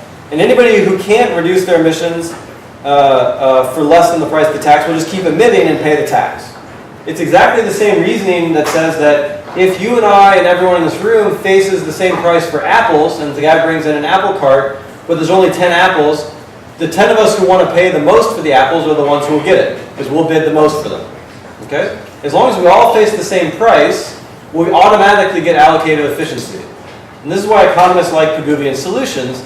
So we have no idea, and actually I teach a class, I spent a couple of days on this, I teach an entire class on carbon policy at the policy school, and we spent like a whole couple of 3 hours talking about how hard it is to figure out what the carbon price should be. We have no idea. Okay, so you can find economists who will give you some estimates. We know it should be bigger than 0, with some conviction. There's some other things we might be able to tell you about it, but we have no idea, right? So the government has some official range of estimates that is a pretty big range, and they are pulled out of thin air, let's say. I mean, they're not. They can point you to where they got them, but everyone who's involved with creating the social cost of carbon knows that they don't actually know what the cost of carbon is. It's nearly impossible to know because we've got to know how much damage is being done by a ton of carbon. Well, to know that, we don't even know how much 1 ton of carbon creates. We don't know with precision the relationship between more concentration of greenhouse gases in the atmosphere and the change in the climate. We know that the world's getting warmer when you put more greenhouse gases in the air, and we have some conjectures about what's happening regionally. We have some conjectures about rainfall. We do not have certainty on the scientific side about the relationship between each marginal increase in greenhouse gas concentrations and global change in mean temperature, much less regional impacts. Okay? And we actually have, one reason to summarize why it's so hard to know what the impacts are in the economy is that we don't know when we change the global temperature, we don't know how good we're going to be at adapting to it. All right, so if the global temperature gets hotter, we know that it's probably bad for the economy, except in certain select places that are particularly cold. But we're not sure how good we're going to be at living in a warmer world. We might turn out that we're better at growing crops in a warmer world than we think. We might turn out that we're relatively good. When the sea level rises, it might turn out we get good at building walls around places like Manhattan. Maybe it's not that big a deal, or maybe it's a huge deal, right? We don't know. It may be that we are less good at growing crops in warm climates than we think we are.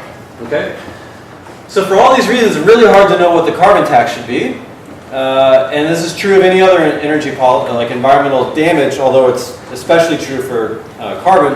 But that doesn't mean that we shouldn't use a Pigouvian tax, because even if we have the wrong size, we get the wrong amount of carbon abatement, we abate too much or too little, we're going to get it in the least cost way possible if we use market mechanisms like a Pigouvian tax. Okay, so that's why economists like these things. So let me just offer one summary slide about how economists view public policy more broadly. I've only talked about one aspect of it. Okay, so economists like free markets because free markets often provide Pareto efficiency. Okay, but markets don't provide fairness. They don't guarantee equity, and they actually don't guarantee kind of smooth growth. So traditional views of public economics suggest 3 main reasons why you might want to intervene in the economy. The first is that markets fail, for one of the reasons we talked about, and that sometimes you can patch it up in a way that improves it. Second is that you just want to provide fairness. So you might say, to hell with Pareto efficiency, I want to live in an economy where everyone gets the same number of apples. Okay? Economists tend to be agnostic about that. We say, we don't know if that's good or bad, but if you as a democracy decide it's good, then more power to you. You know, because Pareto efficiency is not a complete order. It doesn't tell us what the best allocation is. It just tells us when certain things are better than certain other things, but it's incomplete. Pareto efficiency doesn't tell you what the best allocation in an economy is. And so if your democracy wants to say that you'd rather be at an inefficient point that's fair, then go ahead. You know, that's fine. And also, you know, there's a business cycle. Like, you know, the economy fluctuates. There's nothing about markets that guarantees smooth growth. Okay, and so there's actually a role for the government in providing stability. Okay. Well, the way economists view these things, and I tried to emphasize this, although I went through it rather quickly, economists tend to say when there's a failure with the market, we don't just say, okay, now we need like a command and control economy. We say, no, is there a way to patch up the market so that we get Pareto efficiency again, even though there was something wrong? Okay? So economists tend to try to fix the markets and try to patch them up rather than abandon them. Okay, so all of that was just like how economists think about markets in general, and now I just want to give you a couple of my favorite examples of policies focusing on unintended consequences. So the sort of that I want you to kind of have seated when you think about policies related to your areas of interest in the future. Okay, so I'm going to go through a few policies quickly so I can leave a few minutes for questions and answers. One of my favorites is this new research from the last couple of years by some economists at UC Berkeley about a policy they call cash for coolers in Mexico. So the Mexican government was trying to improve energy efficiency in the residential sector, and they did so by trying to do something kind of like cash for clunkers, hence the name the researchers applied, where they were giving a subsidy for new air conditioners and refrigerators. Now, if you just lower the price of air conditioners and refrigerators, you get more people maybe would buy them, and you get more energy consumption. Okay, so they was like, no, you have to bring in your old one and get a new one. So new ones met a new international standard, since they thought they were going to save a lot of energy because people had really old refrigerators and air conditioners that were very energy inefficient, and when they brought them in, they'd be taking home a new one that was more energy efficient. And we would be keeping the number of total the same, because just like in the cash for clunkers idea here in the US, they would actually scrap the old ones and not be allowed to resell the old ones that they had to bring in to get the subsidy. Okay? So there's some details there that I don't need to go over. So the World Bank and McKinsey estimated ex ante before the program. They told them they did the Mexican government gave them $1 million, and they told them how much energy they'd save with this policy. They told them every refrigerator that you sell on average is going to save you 481 kilowatt hours per year. And you can think in the ballpark just think of kilowatt hours costing 10 cents. I mean, the marginal cost is probably higher in Mexico, but just think about kilowatt hours cost like 10 cents to make. And air conditioners are going to save you 1,200 kilowatt hours a year. Okay, so these are some decent savings if you can get lots of people in Mexico to do this. Okay, that's what the World Bank and McKinsey came up with. So these three researchers at UC Berkeley evaluated the program. They had at their disposal the complete history of electricity billing data for everyone who lives in Mexico for several years, for every month, or some of them were billed bi-monthly. And they had administrative records on every person who participated in the program. Okay, so they could link up every person who bought a new refrigerator or air conditioner with their billing history and see what happened. And they conclude that refrigerators saved 134 kilowatt hours a year, so about a third to a quarter of what the World Bank predicted. And people who got a new air conditioner consume more kilowatt hours per year than people who did not get a new air conditioner under the program. Okay, and this is attempting to control for people who are very similar. So they do all this analysis to find people who, before they got a new refrigerator or air conditioner, looked just like some other people in the data, and they seem to have same energy consumption patterns. And then somebody gets a new air conditioner and they consume more energy. Okay, so any ideas why that happened? It costs less, so they use it more. Exactly. So what happened was now that you have so imagine you live in Mexico and it's hot, and you had an old crappy air conditioner that didn't work very well. You didn't use it that much because it was expensive to run, and it didn't cool your house very well. So if they give you a nice fancy new one that works beautifully, they're going to use it all the time, right? And the reason is what we call the rebound effect in environmental energy economics. Okay, so it's important when you think about, I like to give the example of gasoline, right? So you consume gasoline, but you don't care about gasoline, right? You don't like put the gas pump in your mouth and like eat it, right? Or you certainly don't do that twice, right? But you don't care about consuming gasoline inherently, right? What you care about is the ability to travel around and drive your car, right? And so the cost of the thing that you care about is the price of gasoline divided by the fuel economy of your car. Okay, so that's the cost of driving a mile. If I raise the fuel economy of your car without changing the price of gasoline, I've lowered the cost of driving. When you lower the cost of something, people do more of it. Okay? So the same thing is true of air conditioning. If you think about what you care about is like a nice climate air in your home, giving you a really efficient air conditioner lowers the price of having a comfortable home. You consume more of it. So importantly, something good is happening. People are getting value out of this, right? But it's not having the intended policy effect, which is to lower energy consumption. Okay?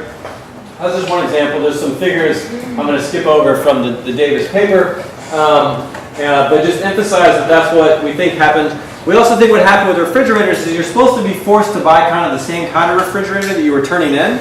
And you're not supposed to be able to buy like a bigger one, but even modest upgrading, if what people did was like, oh, I was going to get a new refrigerator, and now the government's giving me a check, so what I'll do is I'll get an even nicer refrigerator, right? So if you get a refrigerator that has a better ice maker, it has through-the-door ice, or has other features, suddenly, even though it's the same size and is more modern and more energy efficient, it actually consumes more energy than your basic refrigerator did before that didn't have an ice maker and through-the-door ice and all these things that consume more kilowatt hours. So again, these people were getting a benefit in terms of their private consumption, but it wasn't helping us reduce these externalities we were worried about. Okay? So I'm going to talk about urban transportation examples just a bit. So this is, according to the internet, these are two pictures of Beijing. I did not take these myself. One of them on a regular day, a clear day, another one during the height of one of the smog crises recently. So I actually lectured on sort of this related material in Beijing about 3 weeks ago. And when we first got there, it did in fact look like this. It looked much more like this when we left, although summer is much better for air quality, so we certainly didn't see this. But we did see a gray sky for about 72 hours straight, even though it wasn't actually clouds. Okay, so it was just kind of smoggy. Okay, so Beijing looks like that. This is a picture of Mexico City during a thermal inversion. So these cities that have really serious air problems tend to have some sort of topography around them that makes it bad, whereas we have this wonderful lake where all of our crap just flows over the lake, then drops in there and kills fish or whatever. But it keeps our air quality decent here. That we live on a flat plain, and not that many people live west of us, which is nice. Okay, so this is Mexico City during a thermal inversion. So Mexico City instituted policy some of you guys may have heard of, or you may have encountered in other cities because it's been mimicked many times over around the world in large cities that are congested. It was called Oina Circula in Mexico City, which said today you can't drive, road driving today. Which what it did was it said based on the last digit of your license plate, there's one weekday per week, Monday through Friday, that you're not allowed to drive. Okay, so this was done in 1989 in Mexico City. At the time, there were about 2.3 million registered vehicles in Mexico City, and their license plates ended in 0 through 9. So like 0 and 1 can't drive on Monday, 2s and 3s can't drive on Tuesday. I don't know if you guys are familiar with these programs. Okay, Mexico City, I think, was the first one to do this. Okay, so there were about 500,000 cars that weren't allowed to drive on any given weekday. Okay, when it's most congested, and this is all driven by air pollution.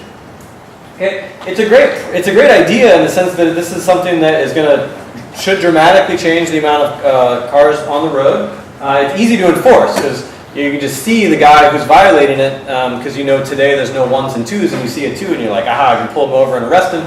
And they had significant fines put in place for enforcement. Okay, but it doesn't look like the program did improve the air quality at all. Okay, and to be clear, the cars are a major source of the air quality problems in Mexico City and elsewhere. Okay, so here's just some data showing this in a scatter plot. these are measurements of carbon monoxide taken from air pollution monitors in Mexico City from the paper by Lucas Davis. This vertical line is when the policy was put into place. So if anything, you see kind of a secular trend. There's seasonality, of course, in air quality. What we're looking for is kind of a drop off sometime after this. We don't see it there with, what is this, carbon monoxide? Okay. Here's a picture of ozone from the ozone monitors. That vertical bar again is where the policy came into place. We're hoping to see, and by the way, these lines are fitted to the data on either side uniquely.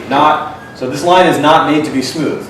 Or I'm sorry, the line is allowed to be discontinuous at the bar here, and it happens they fit exactly, right? It's showing there's no impact to the policy as estimated from the available data, okay? And so this paper is very robust and it has a bunch of different air pollution measures. All right, so I showed you something about carbon monoxide, something about ozone, there's also nitrous oxide, NOx, sulfur dioxide, and putting them all together. You can see what was going on during weekdays when the restriction was in place, and you can see what's happening on weekends or on the early hours. So this is only in place from what, 5 a.m. to 10 p.m.? Okay, and never during the compliance period do we see any evidence of a reduction in any of the air pollutants. Okay, so it's possible that there was, but it's just not detectable, but we don't see any evidence of it. We see a slight increase in the off hours, right? So if you're not allowed to drive between 5 a.m. and 10 p.m., you might drive at 4:59 or 10:01, like to do your trips if that's what you had to do. And so they see some evidence of an increase in pollution in the off hours, okay, and a little bit on the weekends when there was no restriction. So you might just shift some of your driving, okay? So what happened, right? Okay, well, one thing is what they expected to see was a big boom in subway ridership. Okay, they thought, well, you can't drive, so there's this subway system that goes around much of Mexico City. We should see a boom, an increase in subway ridership. Well, here we finally found an effect of the policy in one of these pictures, but it's the wrong direction. This is subway ridership. It was on an increase, and it seems to fall right when this policy is put into place. Okay, so Davis speculates that this is due to a complementarity of subway and cars. That a lot of people were driving from a suburb to some subway station, parking there, and then taking the subway in. And if they can't drive their car to the subway station anymore, then they can't take the subway. Okay? So we were expecting to see some corroborating evidence that what are people doing? Okay, so what did people do? Well, it looks like they bought more cars.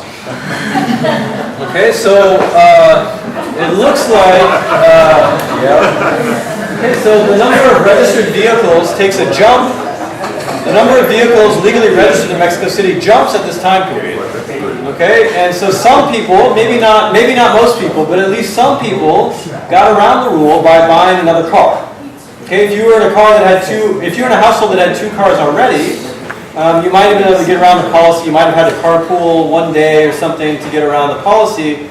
But what they think happened is a bunch of households in Mexico City bought an extra car that they only wanted for that one day a week to drive, right? Now, if you were going to buy a car that you only wanted to drive on Tuesdays, what kind of a car would you get? Junker. You would get a junker. You would get the cheapest car you could get. What is true about the cheapest possible car you could find? It's probably very dirty, right? So it's probably very old. When we're talking about local air pollution,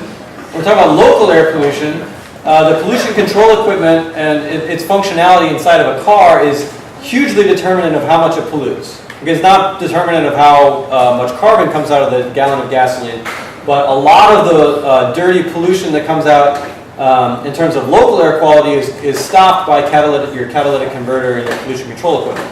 Okay, so if you're buying old cars, that might be broken and sometimes actually disabled for performance, but so the cars people were probably getting on the market, we don't have direct evidence of this, but there was probably a somewhat uptake in the number of cars, and the ones they added were probably especially dirty. Did you have a question? Yeah, just a comment. You don't dictate your vehicle registration number, do you? When you go to the DMV, they give you whatever license they feel like, the number. Yeah, I actually don't know how it worked. I don't know if you're in a place like this where they've got one of these policies, I suspect you're allowed to get guaranteed a different number than your other car if you have 2 cars registered, but I don't know. I don't know. Some form of chance or something? I don't know how it was implemented, so I don't know if you were guaranteed, if you already have a no Monday car, if you buy another car, if they guarantee that it won't make it another no Monday car or not, but, so it's possible there was an element of chance in it, but I think there's probably some administrative guarantee about that, but I'm not sure. Okay. Okay, and now he has also data on how much gasoline was consumed in the city, and there's no drop in gasoline consumption. So really, it's pretty clear that people were driving just as much, and it looks like part of what happened was a result of people buying some extra cars on the margin. Okay. So in the U.S., we don't have policies quite like that. But the thing that we tend to do in the U.S. is to combat gasoline consumption, rather than have an aggressive gas tax, we have a small gas tax that funds the federal highway system, and different states and municipalities have their own. But we don't have a very large gas tax meant to correct for environmental externalities. But if the things we are concerned about around gasoline consumption, we have attempted to historically regulate with fuel economy regulations. Okay, CAFE being the main policy. What CAFE does is it requires every automaker each year to sell cars that have a certain average fuel economy. Okay, so Ford has to sell cars that are 27.5 miles per gallon each year on average. So does BMW, so does Toyota, etc. Okay? So this was begun in 1978, not because anyone cared about climate change or air pollution, but because there was an oil crisis, there was a supply shortage, and they wanted to have a reduction in gasoline consumption based on sort of geopolitical concerns. Okay, our policies treat passenger cars and light trucks separately. Okay, so light trucks being like pickup trucks, and now SUVs and minivans. Okay, and light trucks are given a lower standard. When this policy was put into place, there weren't very many light trucks in the world, and they were mostly actually used by people running small businesses or farms, which are 2 of the sacred cows of the American political system. And so we wanted to give them sort of an easier standard to meet. We didn't want to hurt farmers. We never want to hurt farmers. Okay. Okay. So what this does is it sort of creates implicitly kind of like incentives for the automaker to balance its portfolio. And what's kind of nice about it from an economist's point of view, or what seems nice about it, is it gives, Ford can comply however it sees fit. So we give it a lot of flexibility. They should comply in the least cost way. Okay. So I like to say that CAFE quote-unquote works in the sense that if you look at the raw data, and I'll just actually, this one I think makes the point more clearly. If you look at the raw data, there's compelling evidence that the introduction of these standards affected the car market. Okay, there's no doubt what happened was we saw a huge drop in the weight of vehicles right when this was put into place so that cars could get more fuel efficient. So this graph I think tells the tale somewhat well. Which is these 2 lines. Ignore the purple line for now. The blue and red line are both normalized to 1960, so it's like the value in each year divided by the value in 1960. Okay, so going from 1 to 2 means a doubling relative to the 1960 value. The blue line is the vehicle miles traveled as estimated by the federal government total in the United States. This is how much travel did we do. There's an upward slope in this both because we travel more over time per person, but also the economy is getting bigger and the country's getting bigger and there's more cars. Okay. And then this red one is how much gasoline we consume. Okay, so they're both normalized to 1960, and you can see prior to this black line, the 2 things are basically the same. Okay. Once this black line hits, something happens so that they're both still rising, but the gasoline consumed is not rising in percentage terms as fast as the distance traveled. And that's because the car market got more fuel efficient. And it's been getting more fuel efficient over time, that gap's been getting bigger. Okay? So in that sense, CAFE works. So it's causing us to lower gasoline consumption because it's forcing the car market to be more efficient. Okay, but I like to say CAFE also sucks, right? So CAFE works, but it sucks because it's doing this, but it's not doing this in the least cost way. It's not harvesting the low-hanging fruit. Okay? So for a few reasons. One is that the policy gives every firm the same, 27.5 miles per gallon has to meet. But some automakers, think like Toyota and Honda and Hyundai and Kia, they make cars that are way above that, right? So on average, they're nowhere near the standard, which means that they have no incentive to improve their fuel economy because of the policy. This is only affecting the domestic 3 automakers, actually. It turns out the Europeans just don't meet the standard and they just pay fines. And they ignore the standard, but pay the government a fine every year. Okay?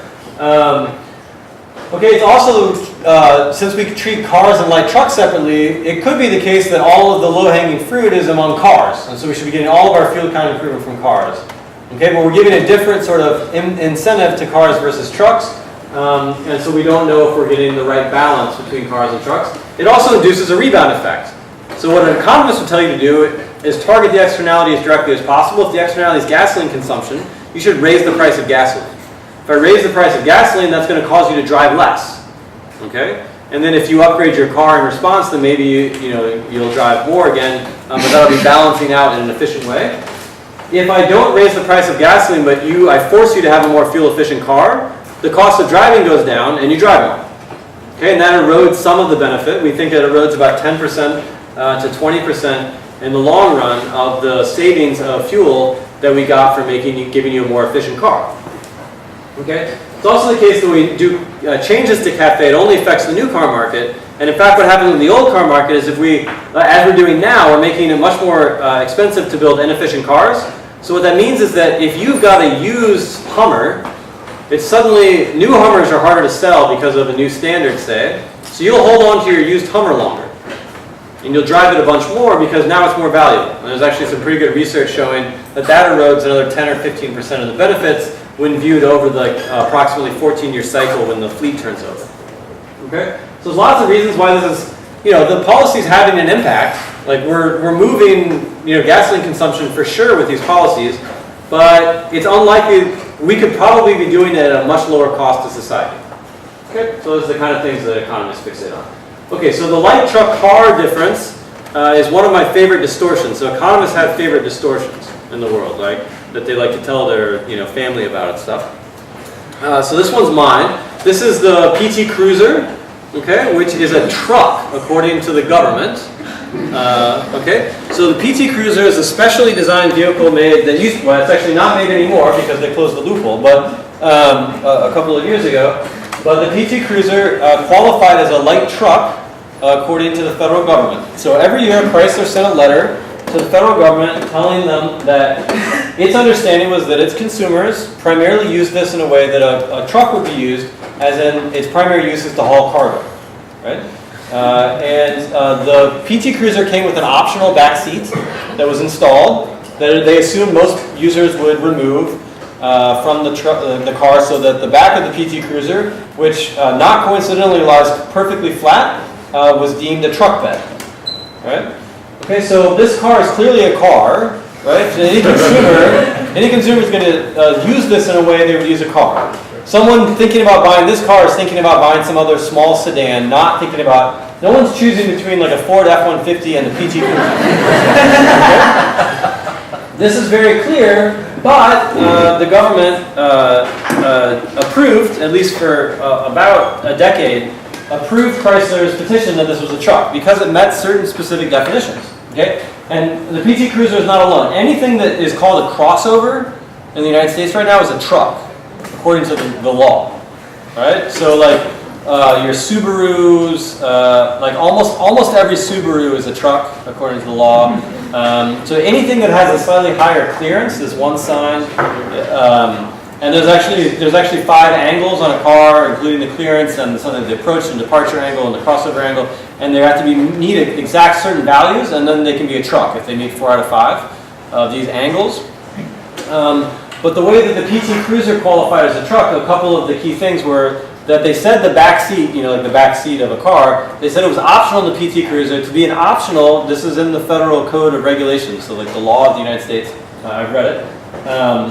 Not the whole thing, just this part. It had to be optional. To be optional back seat, it has to be removable with simple tools such as a wrench and screwdriver.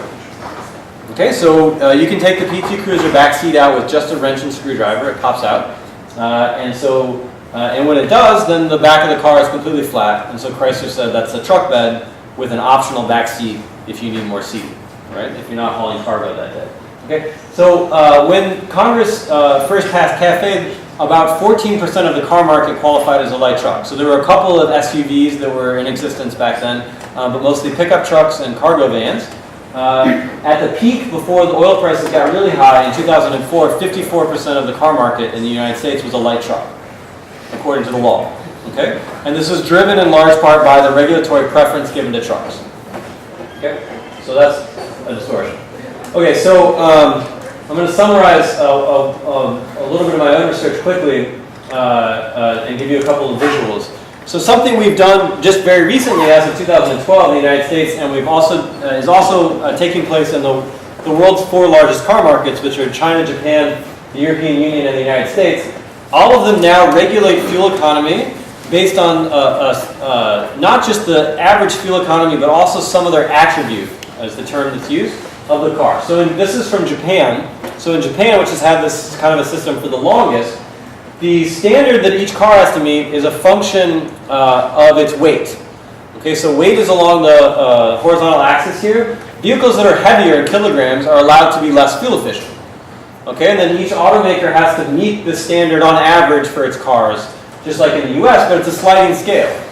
Okay, and the idea is, well, if heavier cars are less fuel efficient because of physics, right? So we're gonna, if we're trying to get them to all be more technologically efficient, we're going to account for that, but then kind of try to push that standard up over time to induce technological change.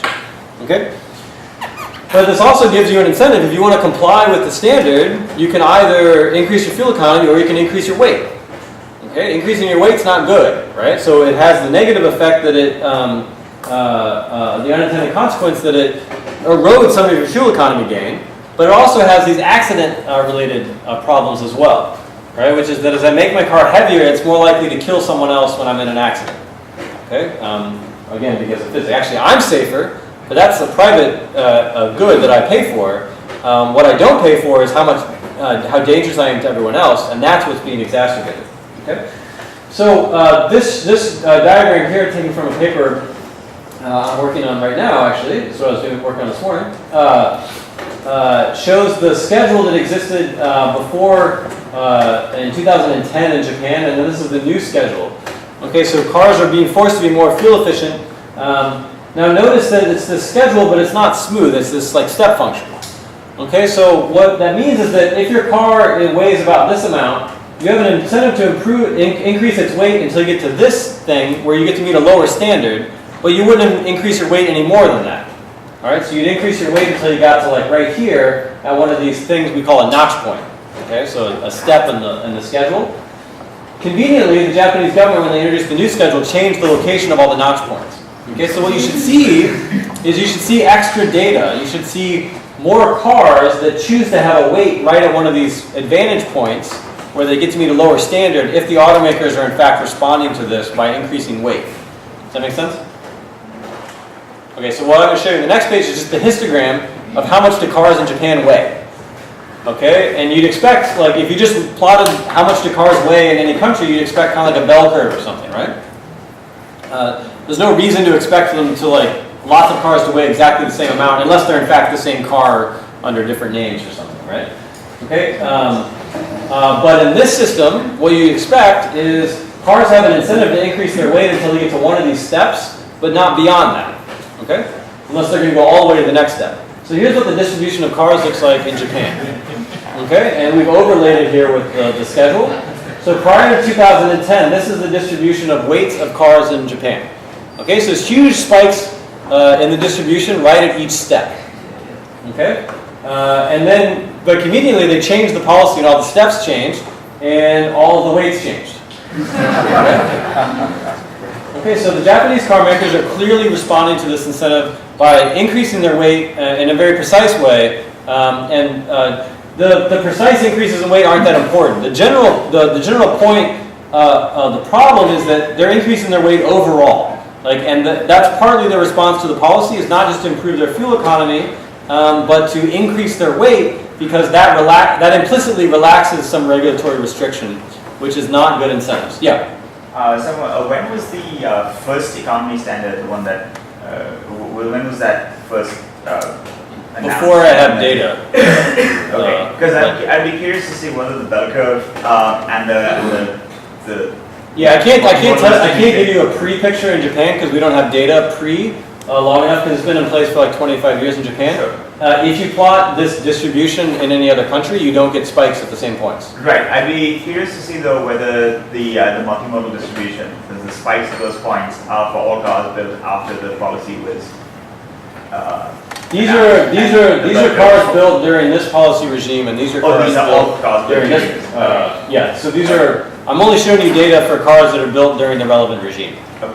Okay. So let me. I'm going to run out of time. So let me just say. Let me give you one more set of pictures. We have a similar program in the U.S. So we have something called the U.S. The gas guzzler tax in the United States. So probably you don't know this because it actually doesn't have that much impact anymore. But it is the case that cars that get really low fuel economy, and cars, not trucks. So trucks that get really low fuel economy don't pay this tax. Only cars do. Okay, so cars that get really low fuel economy have to pay an excise tax when they are sold. And it would just show up on the sticker at the dealership that you're paying a tax. If you had the least efficient car imaginable, below 12.5 miles per gallon, you could pay up to $7,700 today in this tax. The only cars that are actually over here today are ultra luxury cars. So there's a bunch of Rolls Royces and like the really high-end models, and there'll be a few cars you've heard of that are paying some tax of like $1,000, but mostly it's exotics, we call them. Okay, when this policy came into place, this policy has the same step function nature as the Japanese thing I just showed you, and I want to show you what happened when the policy phased in. So this was passed the same time as CAFE, and so it was introduced, the law was passed in 1978, it didn't take effect until 1980, and it phased in all the way between 1980 and 1991. What I just showed you was the 1991 forward schedule. I'm going to show you the first few years of the policy. I'm going to show you, this is the distribution of cars that get below 22.5, which is today's cutoff for paying the tax. There's a lot of cars down here in 1978 and 1979. So a lot of big cars that got low fuel economy because gas was cheap when the automakers were designing these things.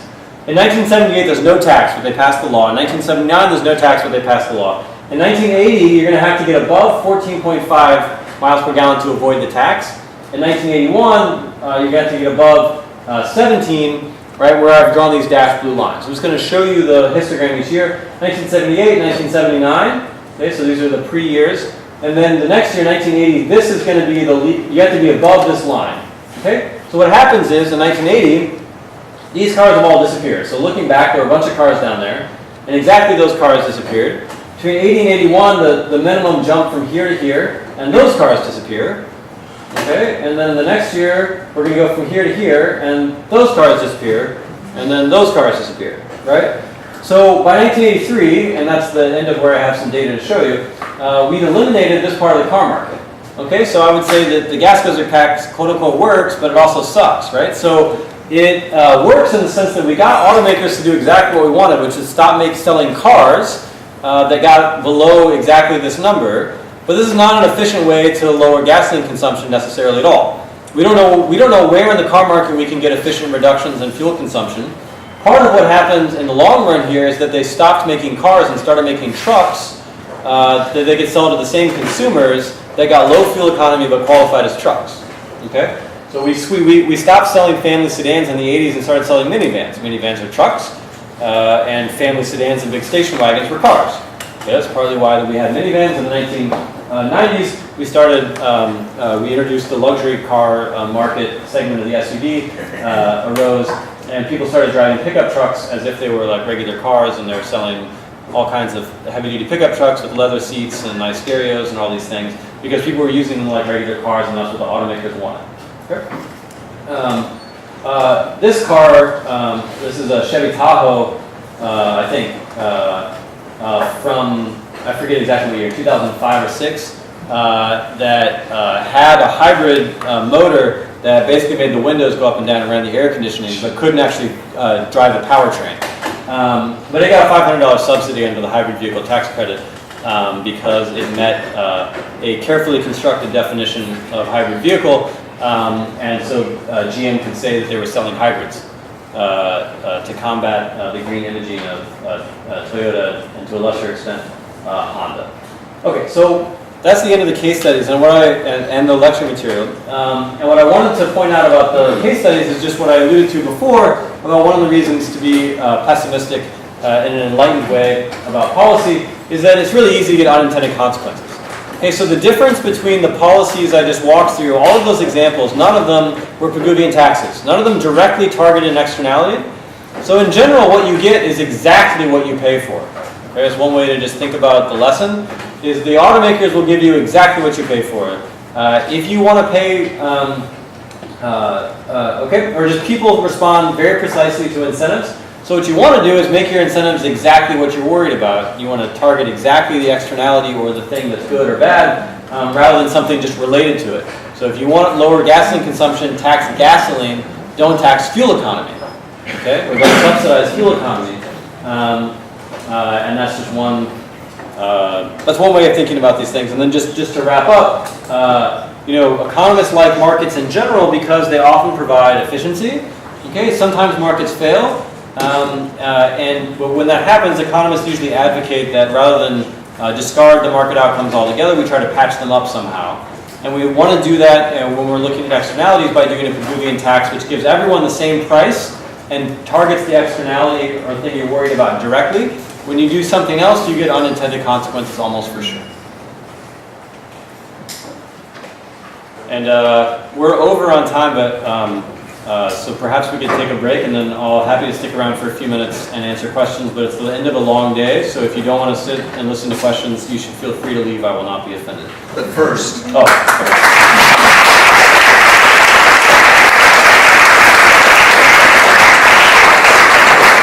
Thanks, Jim, that was wonderful. Yeah. Let's have a few questions right now. We can go a little bit over. Okay. So who's got a question? Tim. Just a quick clarification on what's a Pareto efficiency and what's not. Imagining a day when we got $20 gallon gas, where the final reserves were really hard and expensive to extract, and we're internalizing externalities. I can imagine that totally changing the whole commerce in the country, and pricing out the small guy in sorts, and just the most wealthy corporations and people can afford the fuel. Would that be considered Pareto efficient and fair? As compared to what?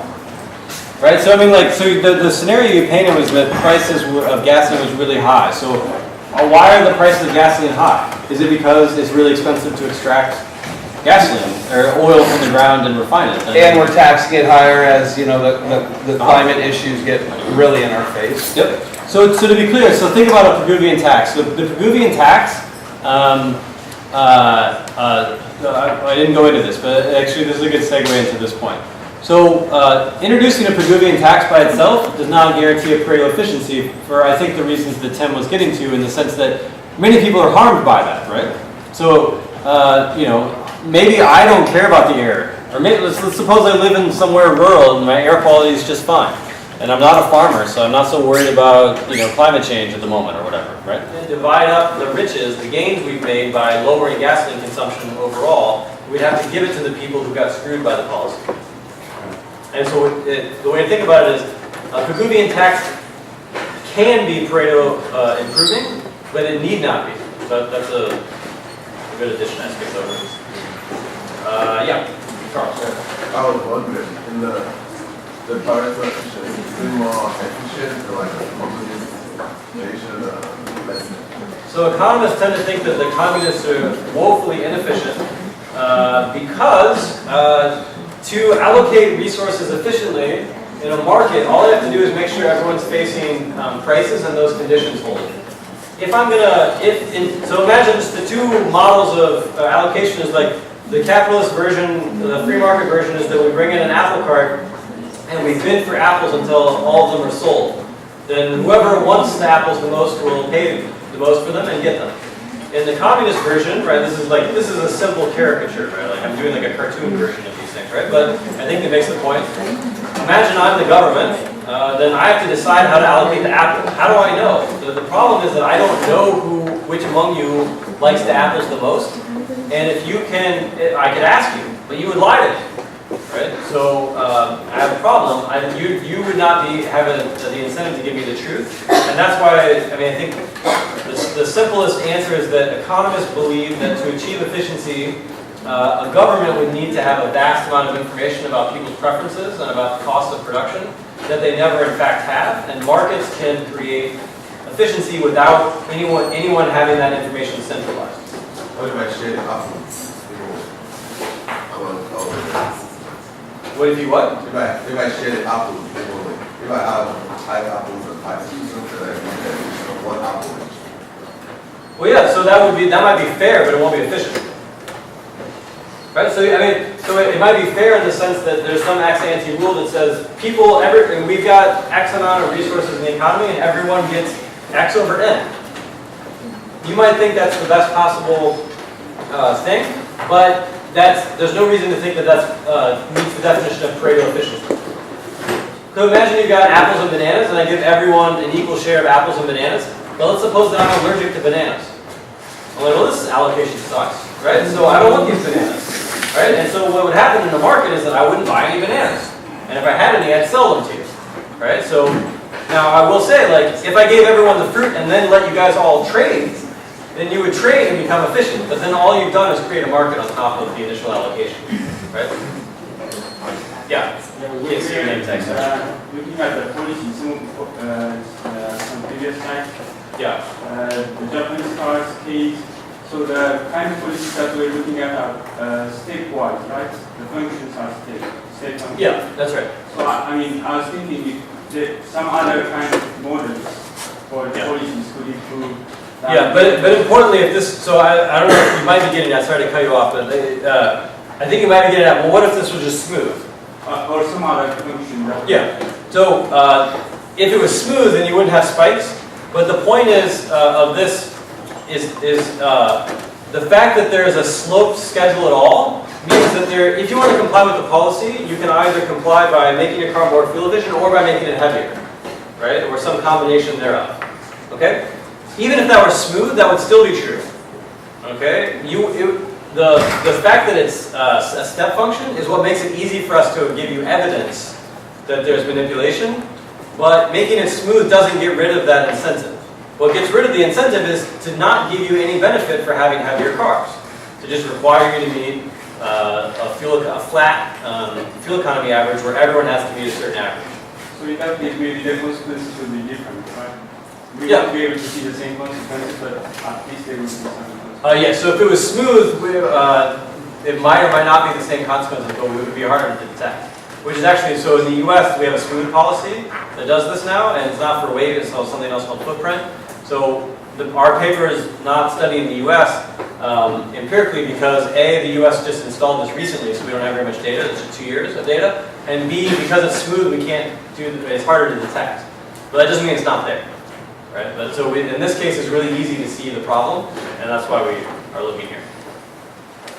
Yeah.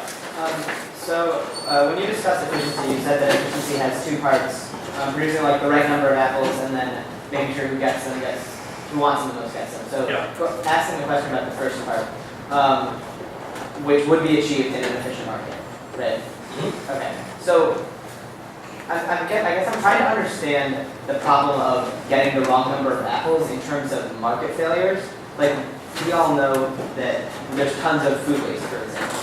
So what's the market failure or the primary market failure that causes us to have so much food waste? What's that coming from? I don't know if that is a market failure or not. How could why do we have food waste? Wouldn't we not have food waste if there was an efficient market? Must be too cheap. Yeah, when you say too cheap, too cheap relative to what? Relative to efficient. So just think about waste in anything as being if there's frictions. It's I think the way I would tackle that, I guess, is to say why do I waste food in the case of introspection? It's because when I buy dill, I have to buy a bunch of dill, and I only want a quarter of a bunch of dill, and I actually don't know what to do with that much fresh dill, and then end up throwing it away, right? As a personal example from the last week, right? Okay. And so you know, like what's, I don't know, is that a market failure? I mean, like that, It it, seems like it. um, Why wouldn't it? well, because, Buy the amount of deals you need to buy. well, it wasn't available, right? So, actually, let's say that I thought I bought the right amount of dill. Or let's say I hate going to the grocery store, and so I buy a little bit extra, knowing that I won't run out because I bought a little bit extra, but I'm going to have to throw something away. Well, there's frictions in the real world. There are real costs. It actually is costly for me to have to go to the store over and over again. Maybe I could preserve the dill if I had like, you know, like I worked really hard at preserving the dill, like flash froze it or something. So there might be other costs